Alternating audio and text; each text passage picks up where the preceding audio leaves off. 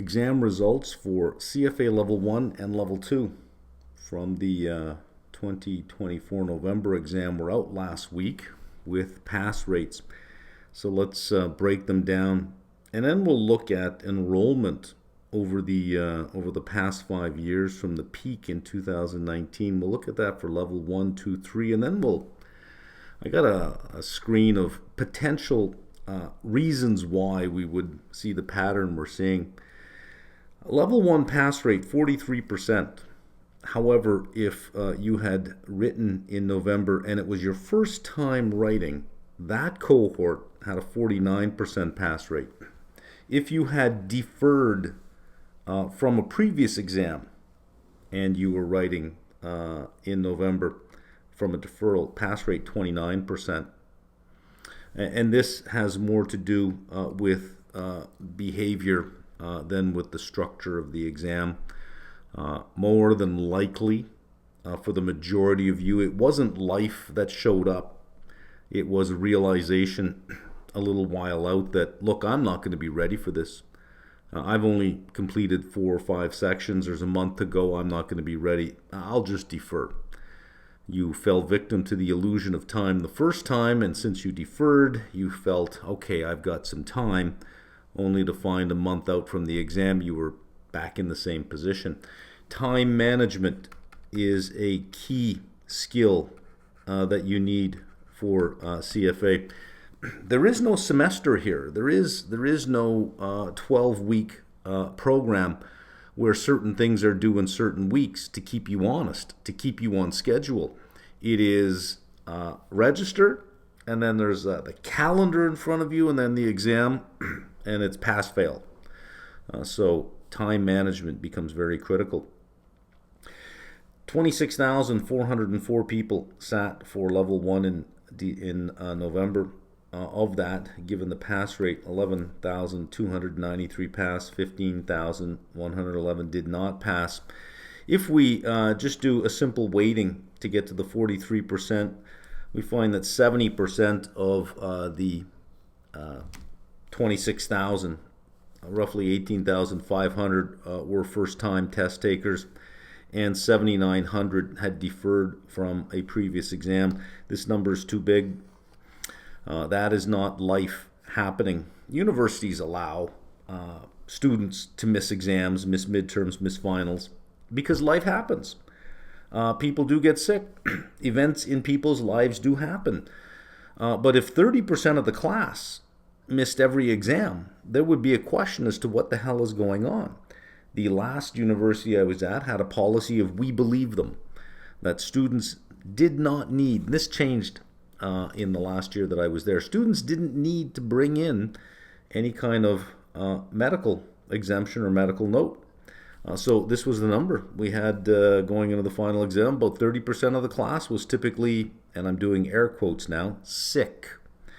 So either many of them were lying, or that was one really fragile generation. I don't think it was an issue of fragility. I think if you open the door to it, it's the path of least resistance. I'm not ready for this exam. Rather than double down and sacrifice and really put in the time, I can defer. Why would I burden myself with 5-6 hours a day and the stress of it when I could just defer? I think this number is just too large, and I would, if I were in CFAI in the top management, I'd be looking at that saying, I think we need to revisit the deferral. Let's look at enrollment here. 2019, this was a record high, 157,344. And it wasn't like it was a big jump. It was about 4% above 2018. So, 11, 12, 13, all the way up into 2019. The demand for this exam was growing. Demand is, of course, the number of people registering. Demand was growing. 2019, the curriculum was rigorous. The exam was tough. It was 6 hours long, and CFAI made no apologies. I can remember seeing some comments about the pass rate, and somebody from CFA answering saying, yes, that's right. That's the pass rate. The exam is difficult, it's challenging, and we make no apologies for that. We stand by that, and that was, I call that their golden age, when I would look at the content and I would say, okay, my job here is pretty tough this year. I have to figure out a way to explain this such that a 5-year-old would understand it. I have to cut through the complexity and try to find the simplicity. That was the challenge. That challenge is mostly gone now. The content, a lot of the technical material in the content has been taken out. The exam has been shortened and the number of questions dropped. So I feel the content has gotten easier and the test less rigorous over time. Look at the enrollment. In late 2019, September 2019, CFA got a new CEO. Pandemic hit, fully understandable. There's your rebound from the pandemic. The next year was a drop down to 82. And then you start the rebuilding up to 92, and then you shrink again. As of 2024, you are running a little under 57% of your all-time high.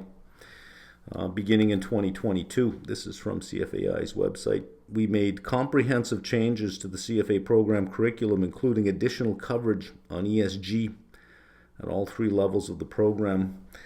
New management coming in, a switch from the written exam to the computer exam, from 240 questions down to 180 questions, the content becoming less rigorous, more ESG coming in, and we're down 43% from the all-time high.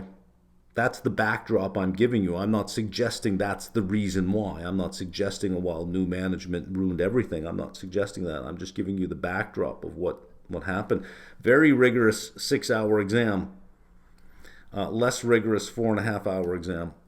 So it's not as if there is this perception over time that, oh, they're making it harder and harder and harder. It actually, the content, in my opinion, as an expert reviewing it, has actually gotten easier, because there's not much for me to do in terms of, well, how do I teach this? It's pretty straightforward. There's not a lot of difficult concepts to figure out anymore. And a shorter exam. That is 2019. Now, if I had presented this to you and I say, here is a company, and I'm going to show you 3 of their product lines. Here's product line number 1, and here are revenues on product line number 1 from 2019 to 2024. You might conclude a few things from that. You might say, well, maybe this is a company in an industry that's in secular decline. Maybe the quality of the product, or the perceived quality of the product, has been dropping over time. Maybe the quality of the product has stayed the same, but the company has failed to innovate on this particular product, and competition is coming into play. Maybe it is lack of clear management, or that management is making decisions counter to what the market wants. But you'd come up with a bunch of reasons why you would expect to see this trend. Sorry about that in the background. I try to put my devices as far away as I can, but I've got like 6 of them that just go off all the time. We'll revisit this on the last screen. Let's go and look at level 2. Keep this in mind. We are 43% below the 2019 levels. Okay, level 2. 39%. Again, breaking it down into first-time registrants and versus deferrals, 49%, which is not bad. Deferrals, 26% again. That is, as I say, more of a behavioral issue because of the illusion of time. Deferring, you think you're buying more time, and you are, and then you proceed to spend that time poorly. If we break it down, we got roughly 13,600, 5,300 passed, 8,200 did not pass. In the 49% cohort, 7,600, 6,000 deferred. Again, that is too many.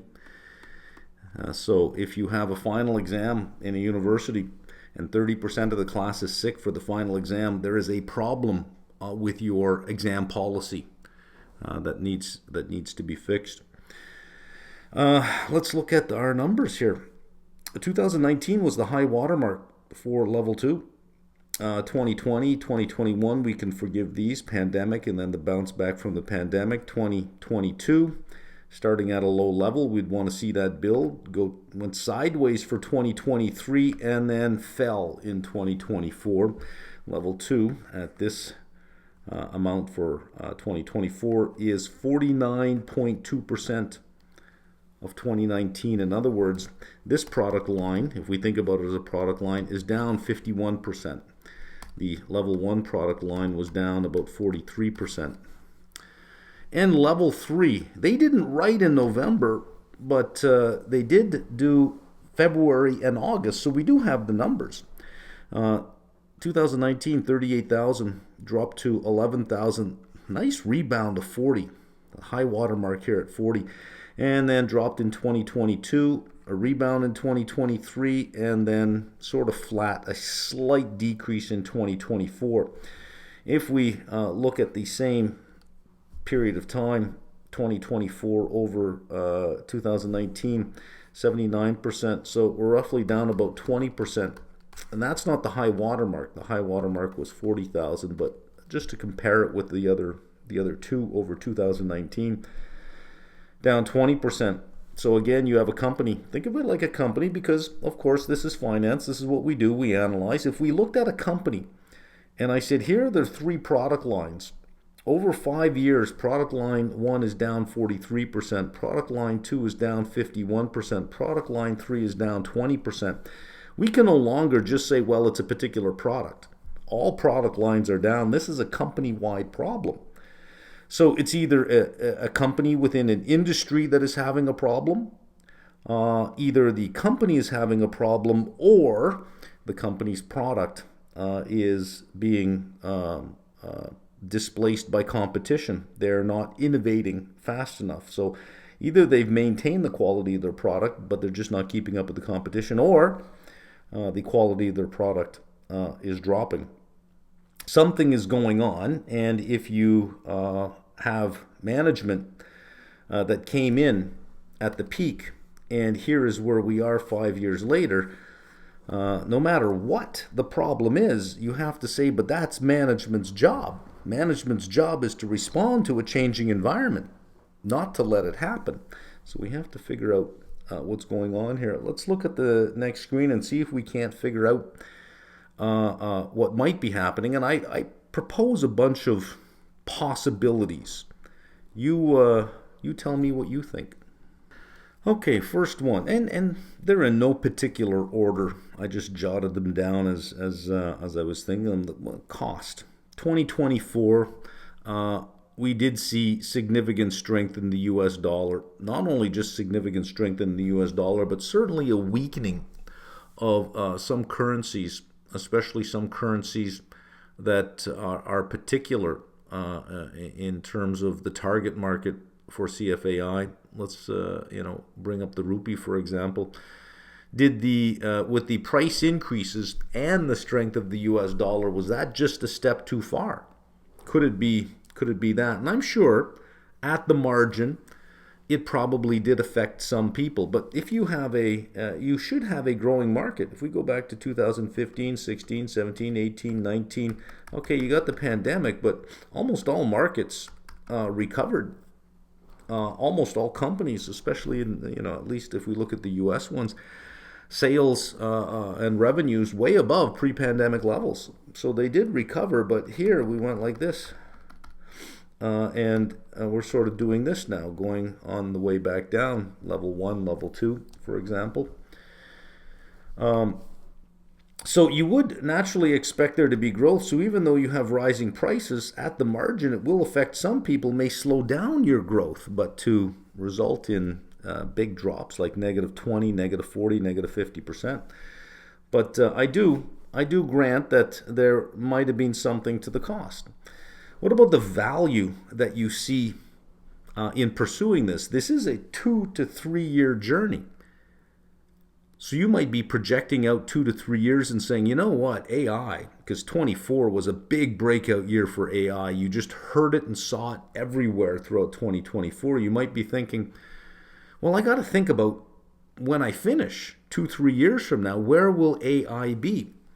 Will it obsolete most finance jobs? Maybe some people are thinking that, look, what's the point here? AI will do most of this in the future, especially given throughout 2024, we heard a lot of this, just the sheer dominance of passive investing. So if the industry is going to be characterized by the dominance of passive investing in AI to take care of the active side, where's the human in all of this? Am I going to prepare for the next 2 or 3 years to find out it's obsolete? In the 90s, after communism fell apart, I thought the language to know would be Russian. So I started learning Russian, and I was wrong. It was Chinese that would have been the language to have learnt. So by the time I got semi-fluent in Russian, you're looking around going, not really going to need this, am I? It's Chinese. I really messed up. Is that what you're thinking? Or some people are thinking for the CFA is why go through that? The cost, the time, and the rigor, and the low pass rates, really, overall. Why go through all of that if in 2 or 3 years AI is just going to say, you know what, we don't really need you? What about employers? Do employers look at this now and say, we still value this, or do they say, well, not as much as we used to? The organization that you're in, are you encouraged to pursue the CFA, or is it, well, you can do it if you want, but we don't really care? Is it a we don't care thing? Is it a you must do it thing? Are you doing it because you think it'll open doors? I don't know. Let me hear from somebody who's in the job market on both sides of the desk, the hiring and the seeking. I am far removed from the job market, so I wouldn't know. So I am sure this does infuse some thinking that will AI take all the jobs away? Now that may give you pause, but is it enough to say, no, I don't want to do it? Because if that were the case, then we would expect that university enrollment would face the same issues. Why should I take a university degree? AI will do it anyways. What about product quality? Are there any issues with product quality? The content, and I see it every year, being an expert in this material, you give me 2 textbooks, I'll tell you which one is more rigorous. I can tell you that. Give me the 2019 level 1 and the 2024 level 1. I'll tell you right away the 2019 was more rigorous. There's less rigor, or as CFAI says, less technical detail, which I consider less rigorous. Also, a lot more non-finance things have found their way into the pages, ESG, DEI, and at level 3 in the private wealth management pathway, a heavy dose of wokeness. I don't know if that's found its way into other readings, but there's in 2019 you didn't have a lot of that. You had whispers of the ESG. G is important. Governance has always been there, but the social aspect is really the dividing aspect, and I think that belongs in a conversation outside of finance. But maybe there's just too much finance, and it feels like it's more of a indoctrination sometimes than an introduction and development of skill in finance. Do you feel that? Could that be it?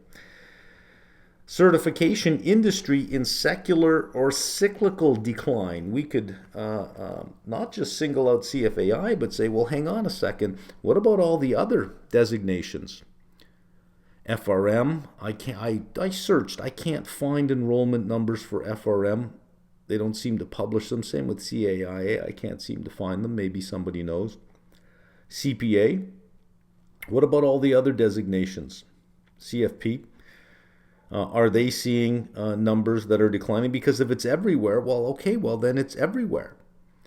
And much as a market, when a market declines, high beta stocks tend to decline a lot more than low beta stocks. Maybe CFAI exams, because they are known as the most rigorous, maybe they just have the highest sensitivity to changes in perception about the value of certification. Maybe we can call it a high beta certificate. So is it a cyclical decline? Is formal education in a secular decline? We know it has a PR problem, most definitely. higher education has a PR problem, and universities have not helped this at all. In fact, universities have led the charge in there being a PR crisis in the value of higher education. But what about certification? Because these are professional designations, not degrees. Do you feel that the need to have letters behind your name is less important than it used to be? Do employers think it's less important than it used to be? And of course, management issues, you can't ignore that. You show me a company with 3 product lines and all of them over 5 years having declined that much. Other than you can say, okay, well, you're in industry in secular decline, but that's management's job to navigate that. To say, well, how do we adapt? How do we change with the changing environment? And if it's increased competition, how do we address the increased competition? How do we innovate so that our brand is always perceived as better? I don't know that you can say job done and we're doing a great job when you're on average down 40-45% from your top line enrollments.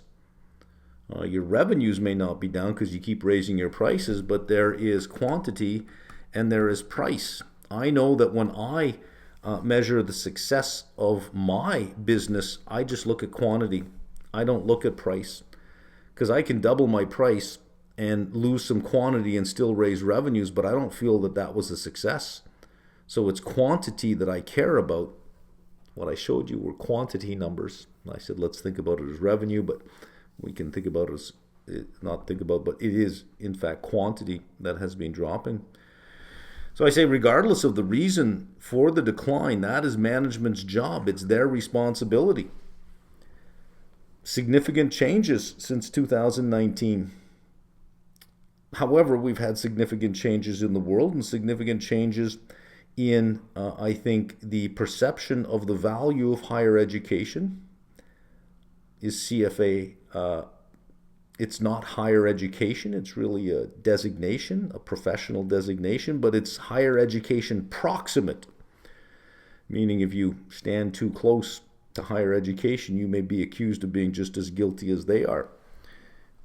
I don't know what it could be that leads to this. If we take out the deferrals, let's go back and think about the deferrals. Let's think about the group that did not defer. The pass rates are just fine. In fact, the pass rates are a little higher than historical pass rates. So I wouldn't say that it's the pass rates or the lower pass rates that are defeating. The headline pass rates don't look great, but once they break them out, level 2, 49% for first-time test takers, that's quite high. Deferrals, 26%. We could fix that. We could fix the pass rate by changing the deferrals and say, look, we're going back to what it used to be. If you're not prepared, that means you need to sacrifice and double down. No more deferrals, because you open that door, off it goes. But that still, I don't think, explains the significant drop in enrollment over time, which is something that we do have to have a conversation about. It is your time. It is your designation. It is your money. It is your effort. It is your career. Is there something that is slowly eroding and devaluing the value of the CFA charter? Or is this just some sickness that's infected the entire industry of education and certification and designations? Or is it just, you know what, it's just a combination of a whole bunch of little things that resulted in a big thing? And if that's the case, we should also see that everywhere else as well, not just with one designation. My feeling, being as close to the content as I am and seeing the same level year after year after year. Many of you who write level 1 never see it again. You move to level 2, you move to level 3, and you're gone. So you never really see the evolution of each level. Having seen the evolution of each level pre-pandemic and post-pandemic, go the 5 years before the pandemic and the years since the pandemic, it is a different tone and a different quality. It is less rigorous. I find in preparing for the videos that it's less about figuring out how to break down the complexity and more about fixing all the mistakes that are in the reading. Saying, well, this is wrong, that's wrong, that's wrong. And my God, the amount of mistakes in the reading has gone straight up. So from my perception, the quality of the content has gone down significantly over the years from 2019. You may not see it because you only see each year once. You don't revisit it year after year after year, so you have no baseline, but I see it. The quality has gone down. Maybe you feel that it has gone down as well. So it would be, I think, useful and interesting to see what your ideas are, what you would suggest, or maybe I've left something out, or maybe there's another reason that I haven't put here that might account for something. So it's either something really big. I personally think it is a quality and a management issue, or maybe it's a whole bunch of just small things. Well, the cost is too much. AI is a bit of a problem. I don't think certification is that big. And it might be some things that just simply, all little tiny things that add up to a big thing. Let me know in the comment section below, and let's start a conversation about this.